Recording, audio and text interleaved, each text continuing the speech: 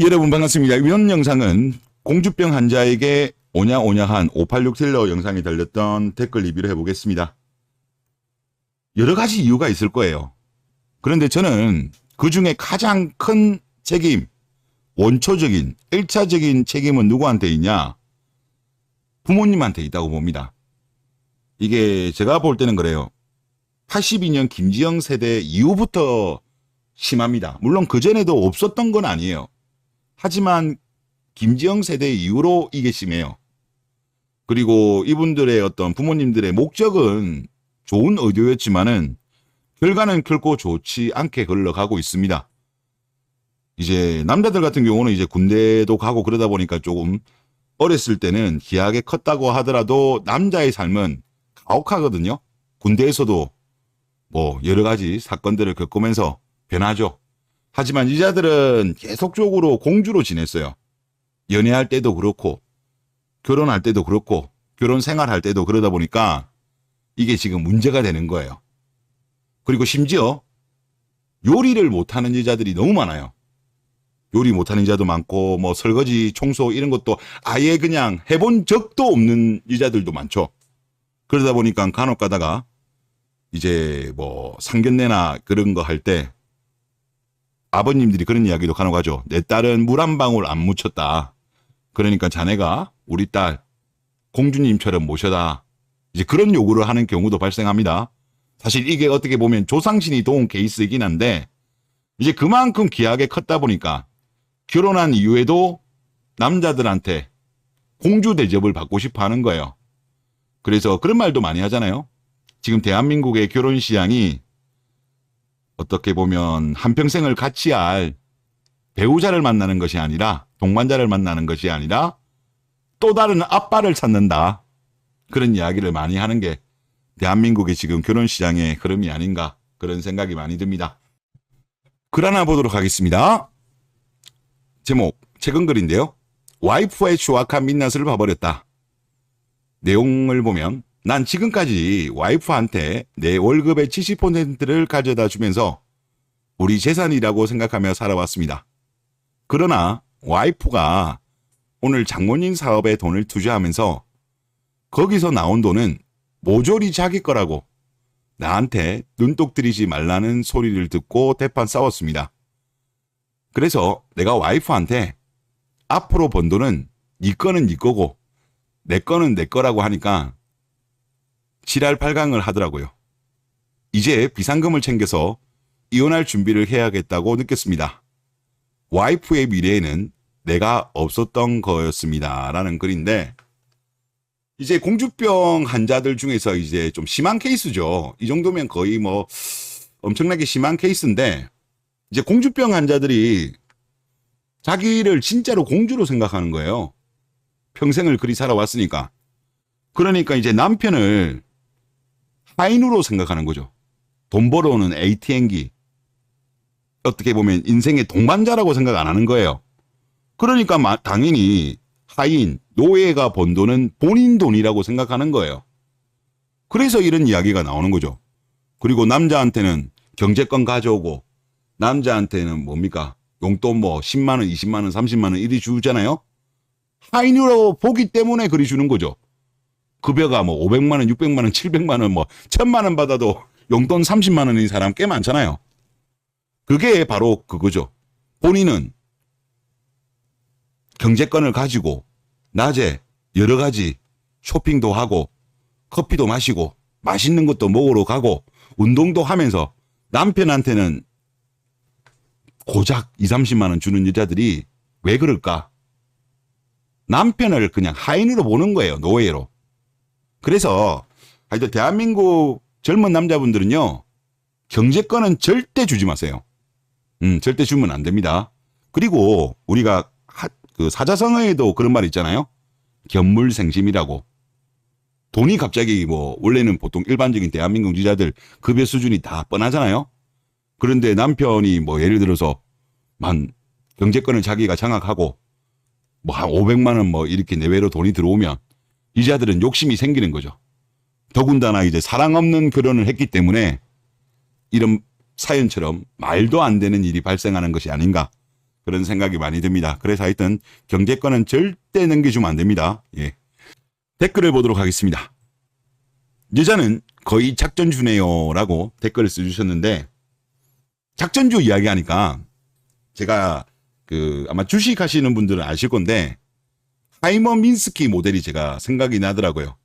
이게 어떻게 본다면 버블이 생기고 버블이 끝나는 하나의 어떤 사이클을 나타낸 모델인데, 대한민국의 어떤 유저들의 어떤 뭐랄까요, 가치 같은 경우는 지금 너무 버블이에요. 여러 가지 이유는 있죠. 이제 여성 세력들이 계속적으로 가스라이팅을 했죠. 뭐 언론도 그렇고 뭐 정치권도 그렇고 뭐 방송, 그리고 여성계, 그리고 또 뭐 있습니까? 일단 기본적으로 남아 선호 사상이 있다 보니까, 특히 산하 제한 정책이 심했던 1982년도 이후로 일단 성비 자체도 남자가 좀 많은 그런 여러 가지 이유 때문에 지금 우리나라 여자들의 어떤 가치가 엄청나게 지금 고평가되어 있어요. 그렇다고 뭐 성격이 좋은 것도 아니고, 그리고 결혼을 늦게 하잖아요. 전 세계에서 가장 늦게 함에도 불구하고, 또 사회 진출도 많이 함에도 불구하고, 양질의 일자리를 많이 가짐에도 불구하고 모아오는 돈은 별로 없죠. 그런데 남자한테는 말도 안 되는 요구를 많이 하죠. 정말 말도 안 되는 요구도 하고, 그리고 연애 경험도 많고, 그리고 결혼한 이후에도 남자한테 존중, 배려, 감사 이런 걸 전혀 안 하죠. 워낙 많죠, 그런 여성들이. 그러다 보니까 지금 대한민국의 유저들이 지금 버블이 생긴 거예요. 버블이. 저는 이 최고점이 언제였을까라고 본다면 2018년도 때, 요때가 대한민국 여자의 최고 고점이 아니었는가. 여기 새로운 논리 탄생, 뭐 굳이 치안을 한다고 한다면 페미니즘이겠죠. 요때가 최고의 고점 시기고, 그런데 이제 대한민국 남자들이, 특히 젊은 남자들이 도저히 이 가격에는 매수를 안 하겠다는 거죠. 그러면서 매수세가 약해지니까 한번 떨어졌습니다. 한번 시세가 이제 고점 찍고 떨어진 거죠. 그런데 아직까지 대한민국 여자들은 정신을 못 차리고 있어요. 이들이 지금 혼인 감소와 저출산의 원인을 뭐라고 얘네들은 보냐고 하면, 한국 남자들이 한국 여자를 혐오한다. 그리고 또 무슨 이야기를 하더라? 뭐 저출산 같은 경우는 정부의 지원이 부족하기 때문에 지원을 더 해줘야 된다. 그런 식으로 지금 현실 부정을 하고 있어요. 대한민국 남자들이 지금 한국 여자를 거부하는 게 그 이유 때문이에요. 여염하고 뭐 지원금이 적고 부동산 가격이 비싸고 그런 거가 본질이 아니라니까.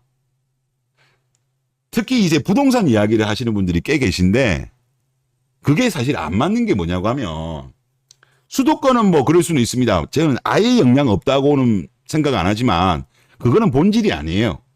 왜 본질이 아니냐고 하면, 예를 들어서 뭐 전라도, 전북, 경남, 경북 이런 데 같은 경우는 부동산 가격이 저렴해요.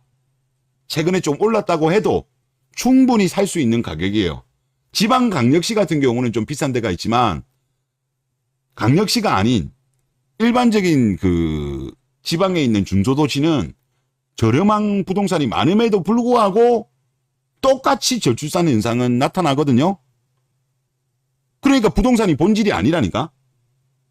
즉 결국은 대한민국 여자들이 가장 늦게 결혼하고 가장 비싼 가격에 남자들이 이제 결혼을 하게 되니까, 그리고 결혼한 이후에도 남자들의 결혼 생활이 행복하지 않은 거를 계속적으로 보니까 결국은 이 현상이 발생하는 거예요.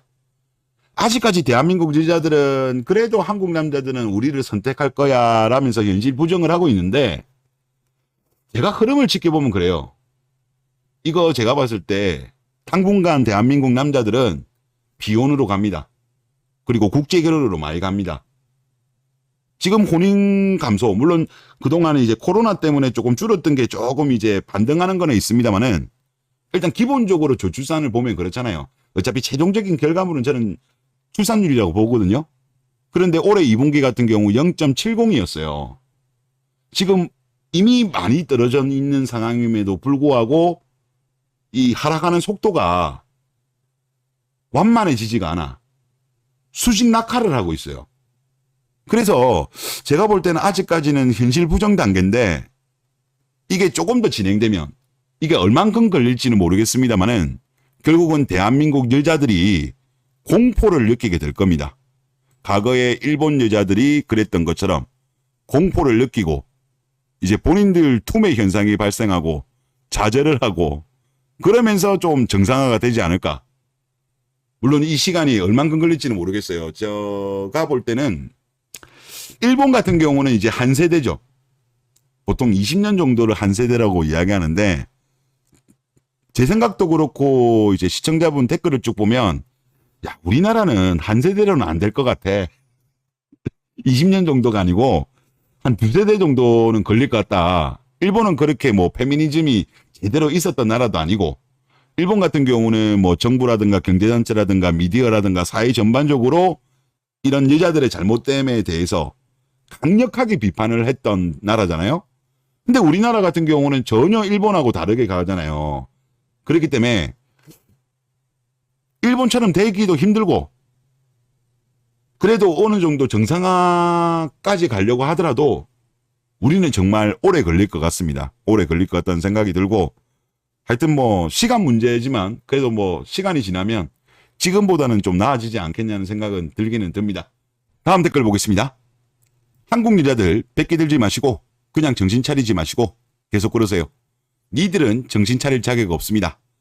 상황을 이렇게 만들어서 후에 댁들한테 오는 모든 상황들 기꺼이 그 비싼 값들을 치르세요. 그게 당신들 값입니다. 라고 하셨습니다. 100개 안 들 것 같은데요. 100개 안 들어요. 제가 볼 때 끝까지 100개 들 가능성 없고 물론 일부 깨어난 여성들은 눈치 빠른 여성들은 100개 들겠죠. 그러면서 스탑널코로 변신할 것 같은데 하여튼 이 상황이 제가 볼 때 쉽게 바뀌지는 않을 것 같습니다. 그리고 또 잘못된 가치관 지금 보통 이제 그게 통계적으로는 그렇대요. 나이가 어느 정도 20대 후반 넘어서는 안 바뀐대요. 웬만하면. 그래서 어떻게 본다면 지금 20대 후반부터 한 27부터 그 위로는 제가 볼 때 포기하는 게 맞아요. 일본 같은 경우도 마케이누들을 포기했잖아요. 이들을 어떻게 본다면 생각을 올바르게 고치기보다는 아니 안 고쳐져요. 안 고쳐지기 때문에 버리는 게 맞아요. 버리는 게 맞고 그 어떤 잘못된 생각이 다른 세대 즉 밑에 세대든 위에 세대든 잘못된 이념이 확산되는 거는 저는 막아야 된다고 봐요. 막아야 우리나라가 그나마 좀 빨리 정상화가 되지 않겠냐 그런 생각이 많이 들고요. 그리고 이제 이게 만약에 뭐 잘만 된다면 원래 그런 말도 있잖아요. 비 온 뒤에 땅이 굳는다 그런 말이 있는 것처럼 대한민국 남자들도 일본 남자들이 했던 것처럼 단호하게 해야 돼요. 정신 못 차린 여자들에 대해서는 단호하게 거부를 해야 됩니다. 물론 아직까지 스윗한 물소들이 꽤 많습니다만은 그런 물소짓 하는 남자들에 대해서도 남자들끼리도 저는 비판해야 된다고 봐요. 대한민국의 어떤 긴 미래로 봤을 때 물소 남자들은 제가 볼 때 비판해야 돼요.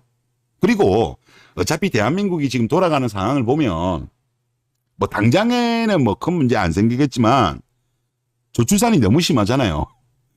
0.70이 뭐예요? 0.70이. 그러면 이게 10년, 20년 뒤가 되면 주로 이제 여자들이 많이 종사하는 업종이 그거잖아요.